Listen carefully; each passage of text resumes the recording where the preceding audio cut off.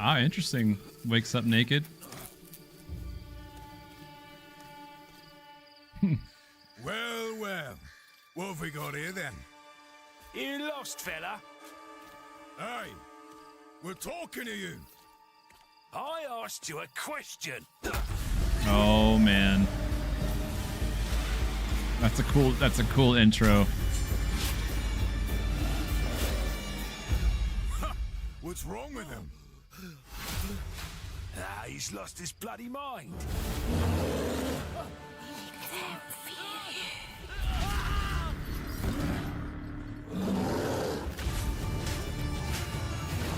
Wow.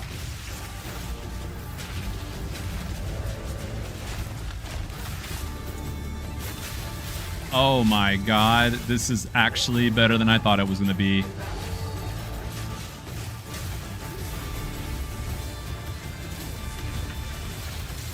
Oh, they have lightning, thunder, and tornadoes and rain and all that. What?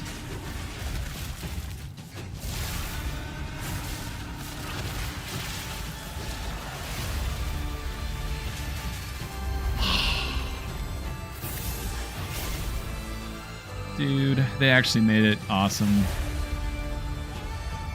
Nah, we'll have to wait and see. We'll have to wait and see what the Ascendancy does. Wow. I will find you. Dude, the werewolf actually looks pretty sick. Man, they took Druid and, like... Now, as you can see, the Druid is a shape-shifting elemental spellcaster. Yep. After his fellow Druids were destroyed by the King in the Mists, the Druid lost his humanity in the forests of Ogham, where he wandered for years as a beast. Now, finally reawakened, he's determined to find his lost wife and regain his humanity. Okay. The Druid has been one of the hardest classes for us to design. I bet. As well as having human spells, he has 3 animal forms, and we wanted to make sure that there were interesting combos between all of them. Yep. The Druid is our first hybrid strength and intelligence class. Okay, That strength means he needs and... to have the ability to use spells and attacks. As a human, Oh my the Druid god, look at typically those uses tornadoes. magical staves to harness the powers of the earth and the natural world. Dude. One of the first skills you will learn is the ability to create small volcanoes from the earth. Okay. This skill spits out balls of magma at your enemies, and will continue to do so for some time. While the volcano is active, turn into an animal and wade into melee range. They made the texture Many of the sharper skills you again. use They're as a always human last for a upgrading the significant graphics period of little by time, little. giving you a good chance to turn into an animal and rage out. Nice. But how do you turn into an animal, you may ask? Yep. Well, the answer is a new weapon type that Druids use, animal talismans. Okay. When you equip an animal talisman, you can choose which animal form you would like the talisman to wow. represent.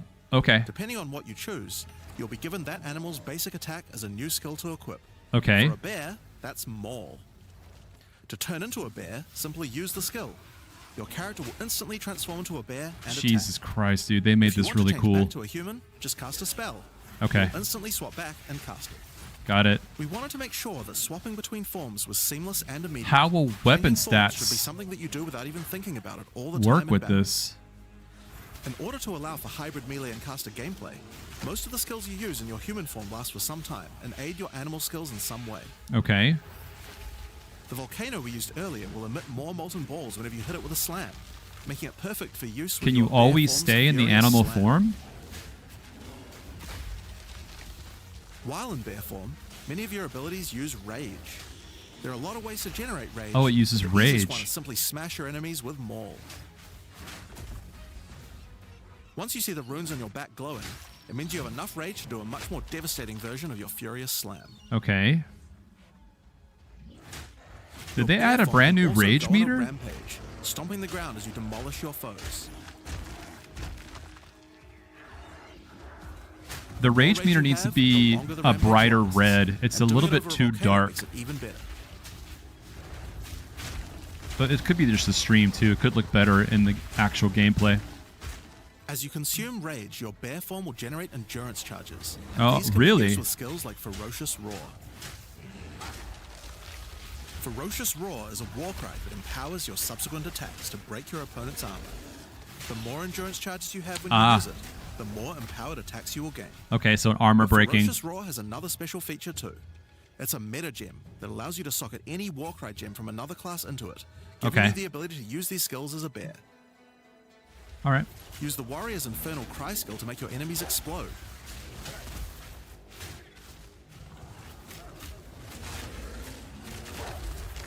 Nice. Jesus Christ, dude. The AoE Use on that. Seismic Cry to stun your enemies and double up the number of slams you do. Yeah, this is going to be insane.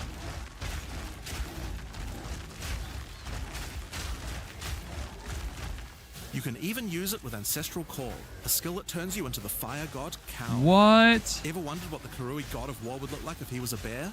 Well, wait no longer. Dude, look at the movement speed. Finally, build up enough rage and you can use one of the bear's ultimate abilities, Walking Calamity. This skill summons a storm This of fire is... around Oh for my some god, time, dude. while This generating is... even more rage to power your other abilities. Oh my god. True bear apocalypse. This is crazy. Now the bear is known for being a slower and more lumbering animal, with slower attacks and heavy slams. But what if you want to turn into something a little more nimble? Well, let's check out the second animal. Yeah, form I'm for interested in the druid, werewolf. Wolf form. For the wolf form, we wanted to go fast and furious. Yes, Even just please. the wolf's Ooh, it's basic got a attack it's will got a leap built-in forward and break gap his closer. foes. After attacking, the wolf stands up on 2 legs, but after running for a short time, he goes back on all 4s, Okay. allowing to move more quickly between packs of enemies. It's got a gap closer. The wolf has a lot of cold attacks based on his association with the moon, and the first of these is Lunar Assault. Okay. It's great for freezing your enemies in I'm place. seeing lightning too. Lightning and After ice. they're frozen, use your basic rake attack to knock shards of ice off your enemies, which land on the ground nearby and explode. Oh, If maybe you the want to get elite into is battle casting quickly, lightning. You can use your pounce attack. This skill leaps at a target and applies a mark to them. Oh, a mark. Killing the marked enemy will summon a wolf minion to your side, allowing Oh. them to fight with you. What? Mark and kill as I many knew enemies it, as you have can to build a companions. sizable pack. While an enemy is marked, your wolves will prioritize that target and do more damage than Oh wolves my you god, have, this is so awesome. Make sure you keep your pack strong. Now, one problem you might run into is your wolf pack dying in boss fights. Okay. You often don't have any enemies that you can mark and kill in order to regenerate your pack. To deal with this problem, you can use Cross Slash. Cross Slash jumps backwards and does a vicious double slash. Any marks on your target explode and triggers their abilities. This allows you to pounce to mark an enemy and then summon a wolf even without killing it. Okay. Cross Slash also has another feature though. Remember those ice fragments from before? Well, Cross Slash will propel any ice shards on the ground towards its central target. First, freeze your enemies with Lunar Assault. Then rake them to create as many ice fragments as you can. Oh, I love that. Then follow up with Dude, Cross Slash to the generate a field effects. of icy explosions to obliterate your enemies. Little concerned with the If you're still alive DPS, after that, but your pack of wolves we'll have to are wait until we play it.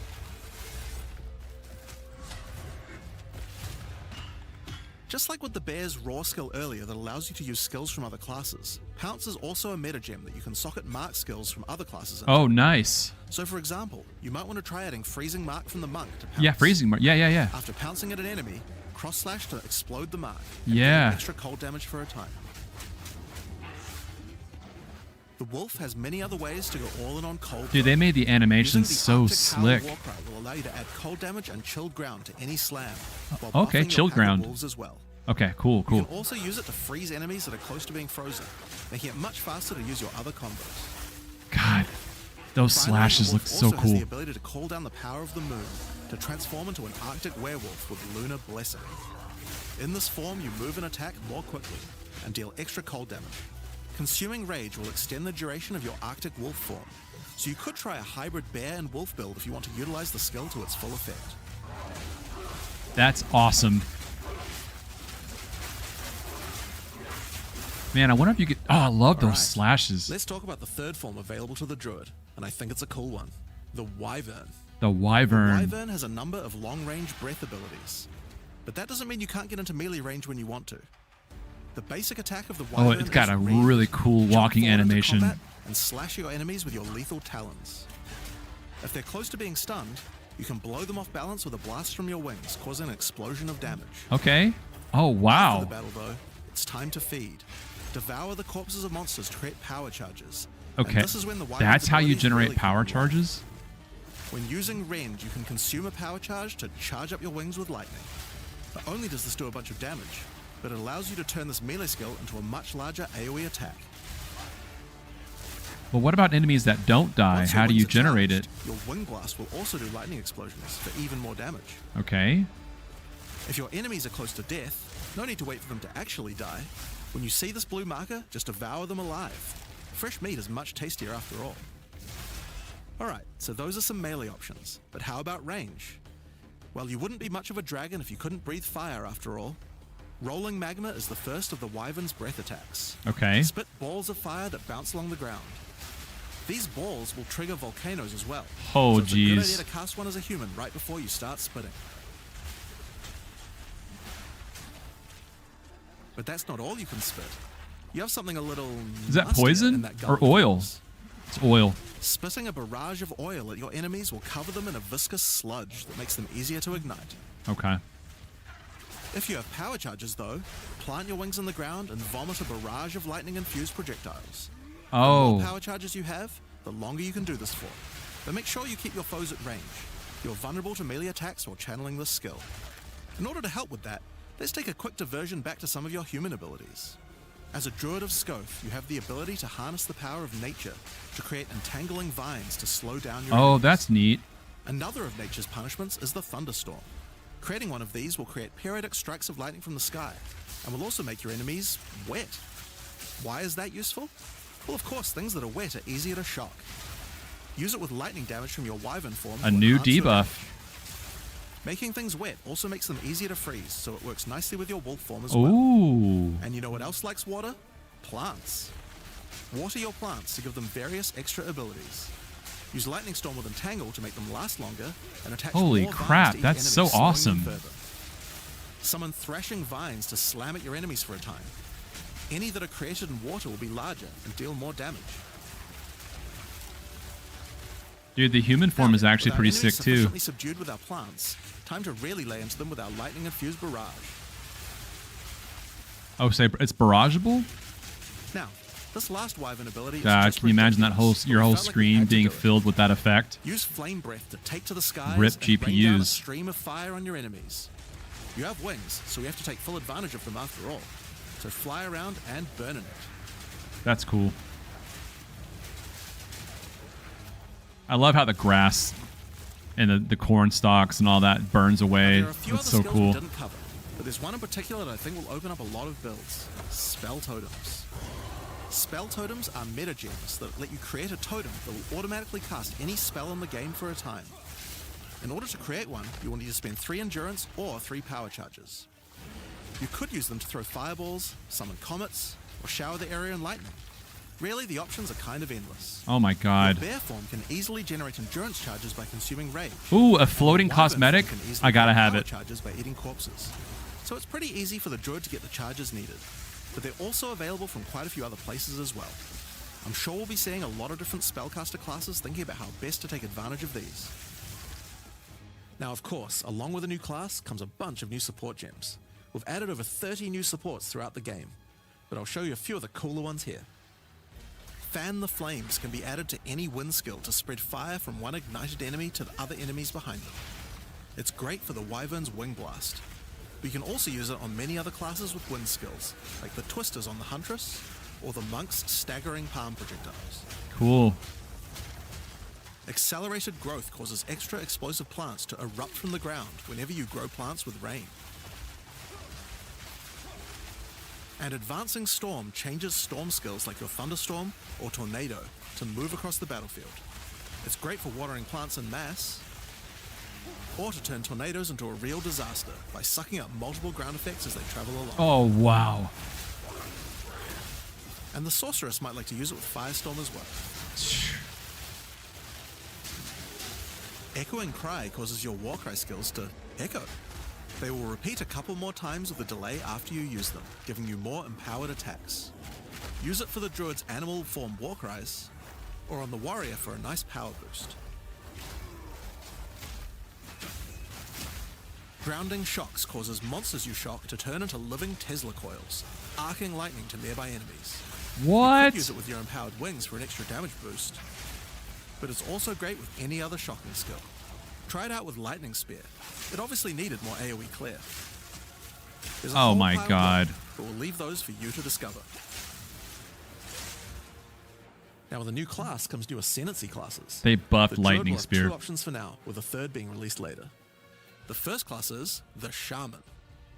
The Shaman channels nature's elemental fury and can harness rage as a spellcaster. unifying his animalistic and magical tendencies. Dude, I'm telling you, the human form is Allocating pretty sick. Druidic Champion, you gain spell damage the angrier you are. Every 2 With rage. Furious Wellspring, you generate rage continuously and can spend it to empower your spells. Oh, okay. With the knowledge of the Asmerian Magi, the shaman can harness untapped power from runes and idols. Okay. After allocating Wisdom of the Magi, you will notice that all runes and idols have extra mods only available to the shaman. These new mods unlock countless new possibilities for enhancing your build. Got it. You can also allocate Bringer of the Apocalypse, allowing you to become a walking natural disaster. After dealing enough elemental damage, storms of all elements rain around you, destroying all Oh you face my with nature's God. fury. There are other abilities for the shaman, but I'll just show a few from each class for now. Okay. Other Druid ascendancy is the Oracle. Oracle. The Oracle perfected the power of foresight and utilizes this in combat to gain massive advantage. When taking Fateful Vision, you will see visions of your future self using specific skills. If you decide to follow this path by using the skill yourself, it will do significantly more damage.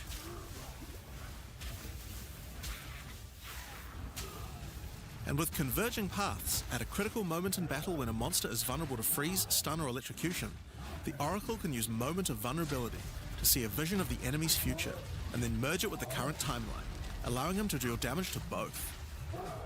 It's almost like And one Chronomancer. of my favorites. When you first become an Oracle, you'll notice over Top left corner of the- 130 extra okay. passives appear in the Druid section of the tree. Okay. By allocating the unseen Same as a path, Templar. you use your power of foresight to learn from alternate futures and gain skills that would otherwise be unavailable to you. What?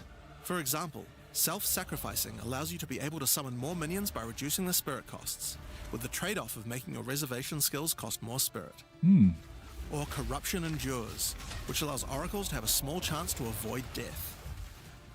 Both the Druid Ascendancies offer interesting and unique ways to gain modifiers that no other classes can get, so we're expecting a huge variety of build possibilities from these. Now there are unique talismans for the Druid to use as well. We won't spoil all of them, but this one was particularly cool. Fury of the King turns your bear form into a fire demon, converting most of your damage to fire. As a demon, Wow, you that can looks also use awesome. Molten Crash, a jumping slam attack that leaves fissures around you. This unique also continuously grants glory, allowing you to use your ultimate abilities more easily. Wow. Now, of course, the Druid isn't the only thing we're adding to 040. We still have a bunch more to show. With every new release, we create a new league with new mechanics, new pinnacle bosses, and with a new story to tell. New And this time ascendancies. is no exception. So let's roll the trailer for the fate of the Vaal. So are we not getting new ascendancies? Okay. Queen Atziri. It is a ruin. Is this going to be the Asiri Churn. vaults, the pyramids from POE1? No, this is new. I like the werewolf so far. I'm not going to lie to you. The temple has many functions. And with Oh it, shit! a chance to save the Vaal. A gateway through time.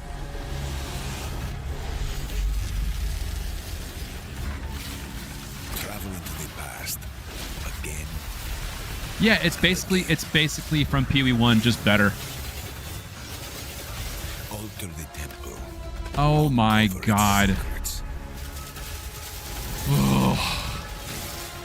This is awesome. Rewarded for your sacrifice. And somewhere Is that Ciri going to be here? I bet you she is. She's the final boss. my queen awaits. Yeah, she awaits. Yeah. Beg of you, hear me. The beast cannot give you what you desire. You may have studied it, Dorian. Oh, she looks awesome, but man. Look you at that do not helmet. know it like I do. It adores me. Come now, give unto me your desire. At last, fulfill my soul. Fate of the Vaal. Wow. Okay. Hi, I'm Mark Roberts, Game Director on Path of Exile. So they're not going to add third In the Fate of the ascendancies. Vaal League, you will find remnants of the ancient Vaal civilization Okay. scattered throughout Rayclast. They seem to attract nearby creatures and affect them strangely. After killing them, the remnant appears to gain some amount of power. but not enough to fully activate it. It seems you will need to find 5 more of these arcane devices, and sacrifice the monsters you find there to fully activate one. But things don't always go to plan. These devices are old, and sometimes infected by corruption. My question is the Twisted Abyss versions of stuff ancient going to be Vaal in the may game at all? emerge, and sometimes even stronger foes. On fully activating one of the devices, you finally discover its true purpose. A portal opens and takes you deep underground to a lost temple, once the home of Atziri, Queen of the Vaal. What Oh my treasures God. could still be inside? I think you're gonna want to find out. In front of the entrance is a console of some kind. Their animations and are on so activating top notch. it, you can see a map of the temple. Atziri's personal chambers are on the far side. Okay. But how could anyone get there? There are disconnected rooms, and the Halls. layout doesn't seem to make sense. And that's when you realize the purpose of the ancient devices scattered through Rayclast. The temple is powered by sacrifice. Oh, they gave And her this 2 sets of energy can boobs be just like used in the to other game. modify the very structure of the temple itself. Each time you run the temple, you will be given 6 rooms that you can place, Okay. allowing you to craft your own dungeon to explore. Wow. Place paths to link up the dungeon, and place rooms beside them full of precious loot. Okay. After you are happy with your choices, open the temple. Got and it. discover the results of your efforts. Each room contains different challenges. Completed along temple with its room rewards. 0 of 5. On entering a room, the doors will slam shut behind you, and you will need to face the encounter within. Okay. But choose wisely. It's important where you place the rooms to get maximum returns. For example, when placing a commander, you could just place it anywhere along an existing path, but a much better strategy is to place it next to a garrison of troops for him to command. Oh, I see. With better leadership, the garrison will level up, making the monsters harder, but also more rewarding. Different rooms have different requirements for leveling up. For example, if you want to fully level up a smithy, you will need to supply it with golems from an adjacent golem works, and hook up a generator to the power network to supply it with power. After doing so, the golems will be powered up, making them much more dangerous. Oh, wow. Gotcha. You don't need to memorize what interacts with what. When selecting a room, you will be shown the locations that will make other rooms level up, and exactly what effect it will have on the temple. Okay. Yeah, they made it easy. Look where the green... Okay, I gotcha. Cool. After running the temple, a few of the rooms will destabilize and be removed. It will be up to you to rebuild the temple, adding 6 more rooms each time you come back, Gotcha. making the temple larger and larger and larger. So, that's the basic functionality of the temple, but there is a lot more. Oh, Once Doriani finds out about your travels yeah, to it's Laraval, kind of like he will POE1, attempt their to version persuade of you it. to take on a new A mission. little different. The temple entrance contains a prototype of the time portal device. It will be able to take you back in time, but only to one specific point, right before Atziri triggered the cataclysm that destroyed the Vaal. He requests that you go back and attempt to stop Atziri to prevent the Vaal from ever being destroyed. Dude, look at these animations and particle effects. It's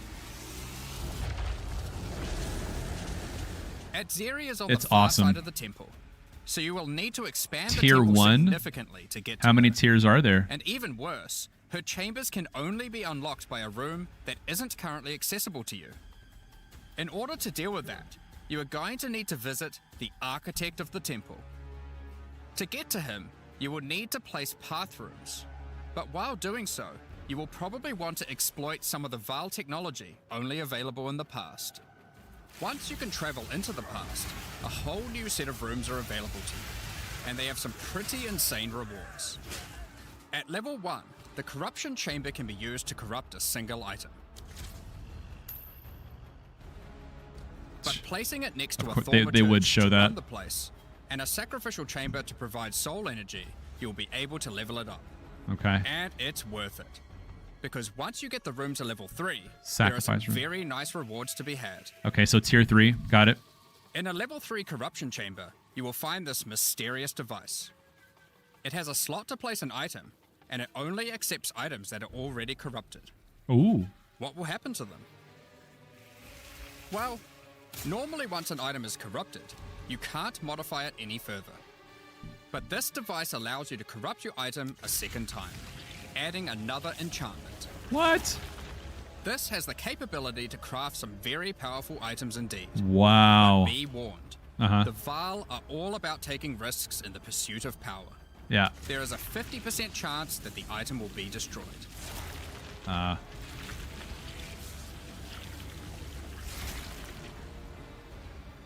Gone. Each room has its own interesting mechanics and rewards when it levels up. Many of them contain bosses to fight, special drops, and in many cases, new crafting opportunities. Ooh, gem corruptor. For example, a level 3 alchemy lab has a nasty Val construct to fight. But if you can defeat it, you can find new corrupted soul cores. Ooh. Like Guatalitzi's Thesis, which on boots allows you to sacrifice your life to run faster. Really? Or Sita Qualottl's Thesis, which on gloves will revive one of your minions whenever an offering expires. That's cool. Get a sacrificial chamber to level 3, and you will need to face a highborn priest of sacrifice. Defeat him to be able to further corrupt a Val unique, modifying it in unpredictable ways. One of the mods of this unique will be removed Viper cap. and replaced with another random mod. See, look at the animations. For example, this Soul Mantle. It gives you an additional totem, but lowers your totem's life and curses you when they die. By using the machine, this could result in a terrible item if you remove the good mod, 25% increase but attack. also some amazing items if you replace the downside. Wow. Now, one extra thing to mention about these Val crafting machines. Nice You dodge. don't have to take the items you want to craft into the temple. If you don't have the item you want to craft with you at the time, then clicking this button will allow you to create a currency item instead. Oh, that's allowing you to do awesome. the craft later, or trade it if you want. That is awesome. Now, there are all sorts of interesting rooms you can find in the temple, but the last one I want to show you today is the Flesh Surgeon. A Val Flesh Prosthetic Surgeon can be leveled research? up by placing him next to a high-level synth flesh lab. All tier 3. But So you're be aiming for careful. tier 3. The Flesh Surgeon has some rather unpleasant Wow, experiences in his look at personal that life. animation. Holy shit. Afterwards, you might notice the surgery table just sitting there. Yep. The Val are great at crafting items. Why not do some crafting on yourself? What? After laying down, you'll be asked which limb you'd like to replace. What? Left arm, perhaps your right leg. Movement Each speed? limb can get a different set of random bonuses. Do you look so different? Choose wisely. Nah, you look the After same. getting up from the table, try out your new limb.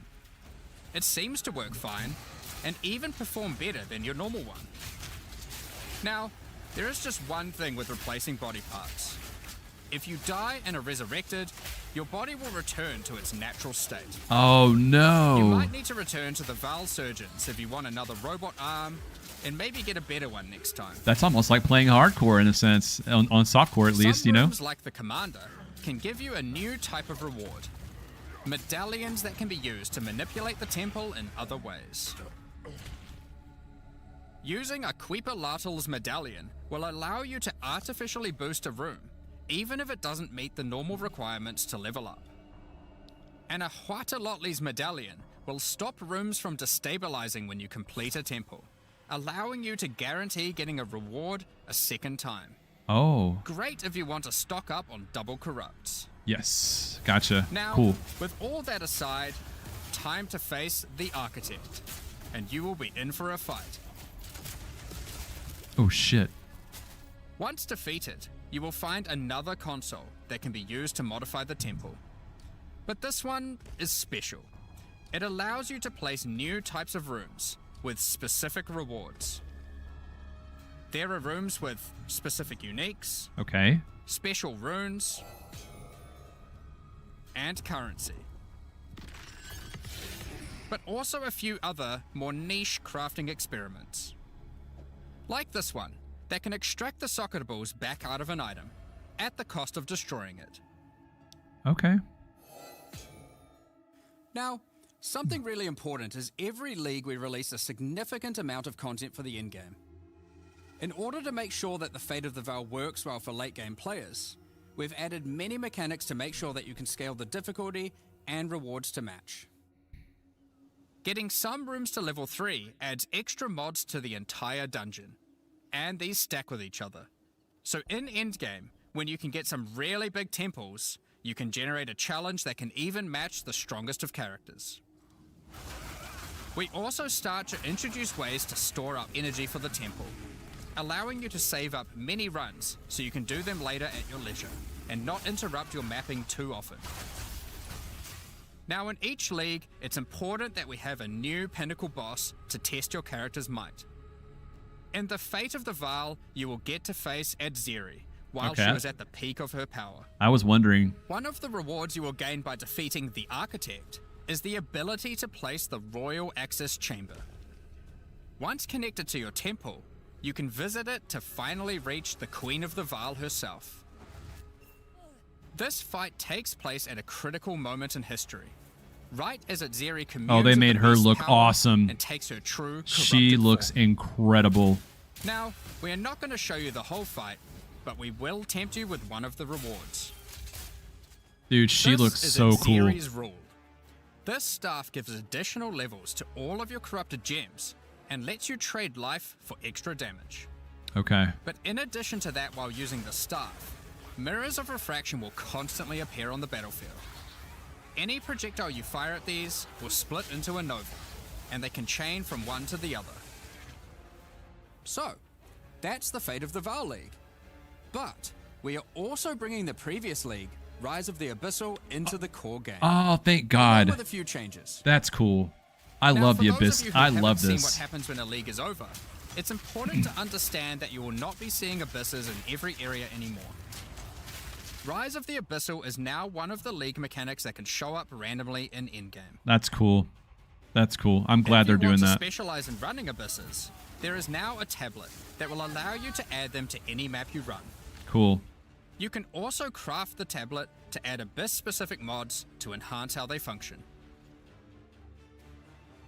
Now that Abyss is core, it also needs its own Atlas tree. All right, cool. You can gain your first points by completing an Abyss. But there are more available for doing depths and killing certain bosses. Okay. And there are a bunch of different options. You might just want more monsters and bosses. But you can also make finishing an Abyss have a chance to overrun a nearby map with the Abyssal. Or make your Waystone modifiers also apply to Abyssal depths. Oh, wow. You could specialize in the interaction with other leagues, or specialize in a specific Abyssal faction. Okay. One of the important elements that we have heard loud and clear is that needing to do Abyss crafting on Waystones is quite annoying. So, we have removed that. In fact, we have removed instilling from Waystones as well. This mechanic felt mandatory on maps because it boosted the value of all other content, but it was both annoying to do and resulted in a lot of visual clutter. Instead, we are bringing back some of that power on tablets, which you don't need to craft nearly as often, since they last for 10 maps each. Once you defeat the Arbiter of Ash, you will be able to upgrade tablets to a rare with 4 mods using regular currency. Even this isn't enough to fully bring back the power you could have gotten from instilling, so we have also buffed the bonuses that tablets give. Going forward, we're not going to be adding any more crafting directly to Waystones outside of the basic currency, because it adds too much micromanagement. But on that note, Fate of the Veil does bring the ability to corrupt your tablets, hoping to get one of many different random outcomes. Now, with regard to Delirium Fog, even though you shouldn't have They to made have that it on skill every map larger. anymore, we still did want to make It's it actually less awesome visually now. annoying. Delirium Fog has been toned down significantly, Thank you. so you won't feel like you're just playing in a sea of grey. Yeah, that looks Another way big better. source of problems in the endgame is the feeling of getting overwhelmed with monsters. In 031, we reduced the number of monsters in early endgame in order to help with this, but still scaled up the number of monsters to previous levels by the time you got to tier 15. Well, after letting this simmer for a while, we are still getting this kind of feedback. So we are no longer going to scale up the number of monsters you go as you get deeper into the endgame. Okay. Instead, we are scaling up the difficulty and rewards by the same amount. So to be clear, instead of increasing the number of monsters What is that by skill that's 40%, blowing up? they That's will awesome. instead drop 40% more items, grant 40% more experience, and have 40% more life, in addition to all the normal scaling they get due to being higher level. This only applies to regular monsters, not bosses. Is that a crossbow We skill? have also reduced the speed modifiers that monsters can get sometimes, which also helps a lot with this. Now, we did have a large amount of content for endgame planned for 040, but unfortunately we just didn't get time to finish it. The scope was a bit too large, and so we'll need to wait until 050 for that. But rest assured, there will be a ton of upgrades for the existing leagues, as well as new pinnacle bosses, and a significant overhaul to the Atlas passive tree coming soon. Now, another problem that becomes a much bigger issue in the endgame is game performance. Oh, they increased And the we have performance. done a lot of work here. Holy The primary shit. issue is CPU load. And to address that, Look at that, it's almost double.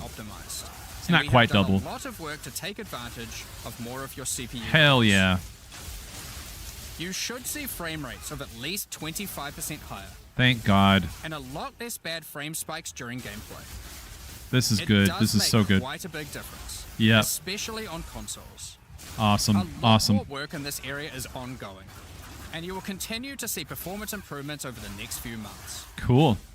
Of course, another important area is game balance, Okay. and we have made a lot of changes. Now, most of these we will save for the patch notes, but I'll do a quick summary of some of the numbers. As well as adding 11 new unique items, we have 11. rebalanced dozens of others that are not currently used very often. We've also done a pass over lineage supports. 21 of them have been rebalanced, as well as adding 9 more. Okay.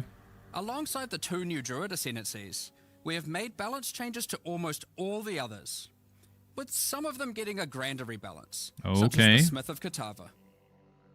Alongside the 20 Does that mean plus a new nerf? Druid skills, we've also rebalanced 90 other active skills across all the different classes. Damn. And to top it all off, there are also over 250 new passive skills added to Oh the passive tree. shit. These changes should go a long way to increase the viability of many more skills, uniques, and overall build variety that can tackle our most challenging content. Yep. Next up, we're going to be talking about our new supporter packs. Today, we're launching 2 new series of supporter packs, the Precursor and Kalgurin packs. I want to see the one with the floating Each tier contains the MTX. pack's full face value in points, alongside several exclusive microtransactions. As always, the microtransactions in these packs are purely cosmetic and do not affect your character's power or progression in any way. The Precursor series of supporter packs contains 6 exclusive microtransactions. First up, the Marble Statue Character Effect. Once you finally stay still for a moment, a podium rises up out of the ground to immortalize you, That's kind of turning cool. your skin to marble. That's funny. When you next move, the stone crumbles around you. That's cool. The Precursors had mastery over gravity manipulation. Oh, so too can you. are those now with portal Gravity effects? Well portal. Yo, Witness the power of its pull as you approach it. that's cool. Draw in enemies with your own gravitational pull with the Awakened Precursor armor set. The Precursors designed and built many mysterious ancient beings. This one used to serve as a scout that would patrol and tase intruders. Why salvage gear yourself when the Master of the Forge can do it for you? Molten gold spills out as the Forge Master breaks down your items. Funny. The Relic of the Precursor's map device is a Oh. mysterious machine that sits atop ancient colossal statues. It keeps track of the number of charges consumed on your Precursor tablets used in the device. The Kalguran pack series Damn, also contains that's 6 so cool. exclusive microtransactions. Ooh, that level up effect. The Kalgurans had astounding skill in astronomy, being able to track cosmic events with absolute precision. Harnessing that skill, with the astronomer's level up effect equipped, you too can now see exactly how long it took you to level up as it outputs the time in chat. Oh, that's cool. The time taken to reach your last 3 levels is also displayed on the item, Ah. so you can link it when you have a time you're proud of. Nice. Crush unique enemies by unleashing the wrath of the lost Kalguran fleet, led formerly by Captain Heartland himself. Ah, I like that. The on-death effect? A Kalguran seafarer needs armor fit for the treacherous seas of Rayclast. This set has you covered with the classic tricorn and, of course, a peg leg. There was some footage earlier in this live The stream lost treasure weapon skins top off your where appearance the of a character was true floating. raider of the seas. and it was These gilded MTX. weapons can be applied to wands, two-hand maces, and shields. That's an awesome shield. After a long day of plundering loot, Ooh, a new retreat hideout? to the Kraken's Cove hideout. Oh, this is sick. Home of some of the most deadly ocean-dwelling creatures in Rayclast. This is look at that water. Many ships have met their demise. They have like the best water effects in their game. It's so What better good. to accompany you in Kraken's Cove than a kraken itself? Replace your stash with a dormant kraken, waiting for its prey. As you approach, it will awaken and terrify both you and any guests in your hideout. Terrify. Alongside this, an extra stash skin item will be granted to you, Hmm. and when placed, will automatically open to any stash tab set with the currency affinity. That's to help cool. having to navigate through your tabs. Additionally, any microtransactions from the supporter packs will be made available for use in Path of Exile 1. Oh, nice. Thank you very much for all your ongoing support. We're just about to start the Q&A with Ziggy D. Afterwards, at 11 AM NZ time, we'll post the patch notes. With release at the end of next week, our community team will be posting crucial information you'll need for the release. Yeah, I wonder when the Keep an eye on POB the news. will be updated. Thanks for joining us today and checking out our latest developments. We're looking forward to playing alongside our Yeah. fellow shapeshifting exiles. I'm excited. All while uncovering Lost Vow secrets by doing some dungeon crafting. Yep. We'll begin the Q&A shortly, so please get your questions ready.